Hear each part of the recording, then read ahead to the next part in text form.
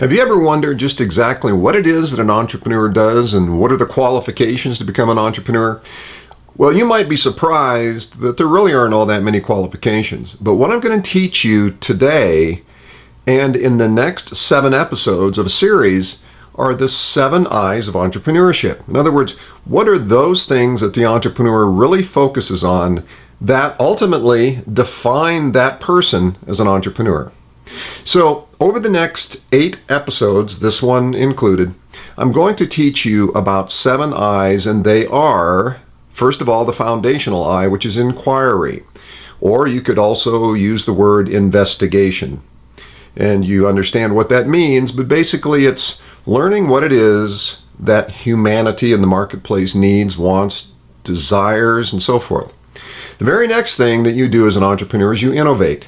You take the disparate bits of information that are out there, your knowledge, your skill, your intuition, your observations, and from that you create a postulate, a solution that you believe might work, but there's a great deal of uncertainty associated with that at this point. Now, the very next thing you do is introduction. So you have assessed the market's needs and so forth, and you've looked at that in the form of inquiry and investigation. Then you've innovated a solution. You've brought a lot of things together. Now you're introducing it.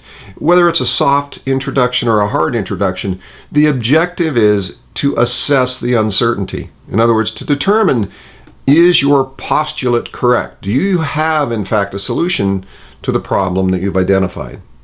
Now, the very next thing you do after introduction is you instruct. See, the introduction is an iterative process, and as an entrepreneur, that's what we do a lot of. What we do is deal in a world of uncertainty, so we're never really totally 100% sure that what we have come up with is going to work. But once you've gotten past the introduction phase, you are now into the instruction phase, where you teach the marketplace the benefits of the solution you offer to their problem. And that's when the real momentum takes place. Because after you have instructed them, you now influence them. They are influenced by your solution, by your product, by whatever it is you have brought to the marketplace. That influence leads to a very powerful element, and that is inspiration.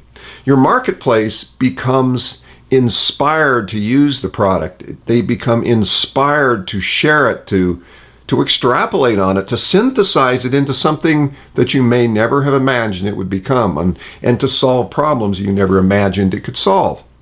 And finally, the ultimate, the holy grail of entrepreneurship, impact, the last I in the series. And so over the next 8 episodes, this one included, we're going to talk about those 7 I's and why they are essential to the entrepreneur. Why you have to practice and be aware of these 7 I's in everything you do as an entrepreneur. Now, there are those who wonder whether they're entrepreneurs or not, and I have a simple definition. I've shared it before in previous posts, and that is that an entrepreneur is someone who identifies either value deficits or value voids in the marketplace and moves to fill them. Now, if you really give thought to that definition, these 7 I's fit perfectly within that.